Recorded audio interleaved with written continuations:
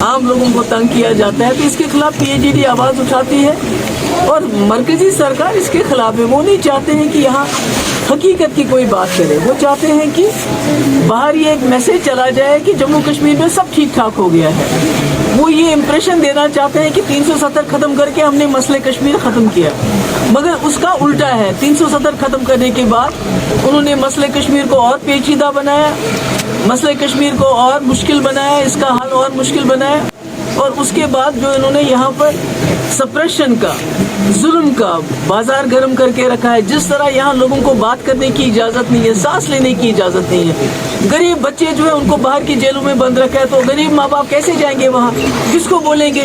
कोई जबान खोलता है तो उसको उस पर भी बंद किया जाता है। तो इस जुल्म के खिलाफ जब पीएचडी मिलके आवाज़ उठाती है तो मरकजी सरकार को तकलीफ होती है। देखिए, ये तो हिंदुस्तान एक अलग अलग मजहब के लोग रहते हैं, अलग अलग लिबास पहनते हैं, अलग अलग खाने खाते हैं, मगर बीजेपी का ये जो एक नया गोडसे का हिंदुस्तान बना चाहते हैं, जहाँ पर वो कहते हैं एक जैसे कपड़े पहनो, सर पे टोपी मत लगाओ, हिजाब मत करो, मीट मत खाओ, ये खाओ वो खाओ, तो ये जबान बोलो, खाली एक ही जबान बोलो।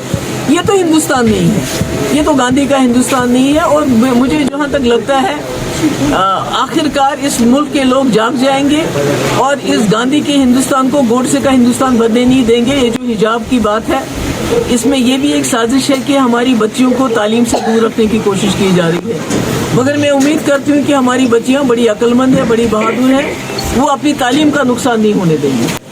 डिलिमिटेशन से तो कोई भी सहमत नहीं है। डिलिमिटेशन जो इन्होंने किया है, जो इन्होंने कॉन्स्टिट्यूंसीज का हाल किया है, तितर बितर सब कुछ कर दिया, कहीं का इलाका किसी के साथ मिलाया है, और जो तादाद है वोटर्स की उसका भी कोई हिसाब किताब नहीं रखा है। कहीं 1 लाख वोटर हैं तो कहीं 2.25 लाख वोटर हैं। तो इन्होंने कोशिश की है यहाँ के लोगों को उलझाने की। लोग उलझे रहे, लोगों के ऊपर रोज छापे डाले जाते हैं। आज भी एनआईए के रेड्स पड़े हैं, मिलिटेंसी के नाम पे अलग अलग नाम निकाले हैं, hybrid militant, white collared militant. कोई बात नहीं कर सकता है, आवाज नहीं उठा सकते हो, आप प्रोटेस्ट नहीं कर सकते हो। तो इन्होंने जम्मू कश्मीर में एक कब्रिस्तान जैसा अमन कायम कर रखा, और ये ज्यादा देर चलेगा नहीं। आखिरकार जम्मू कश्मीर के लोगों ने ककर खान को भी देखा है, उसको भी जेला है।